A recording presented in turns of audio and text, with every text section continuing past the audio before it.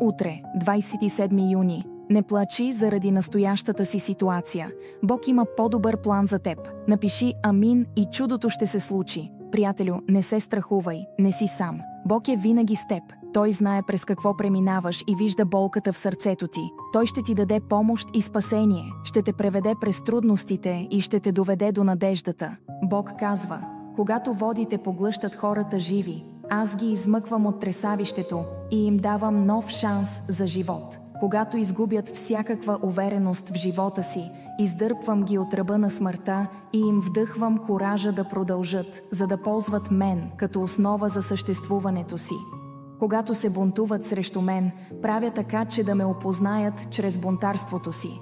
Поради предишната природа на човечеството и поради моето милосърдие, вместо да осъдя човеците на смърт, аз им позволявам да се разкаят и да започнат на чисто. Когато търпят глад, поемат последните си глътки въздух, аз ги изтръгвам от смъртта, а също и от това да станат плячка на козните на Сатана.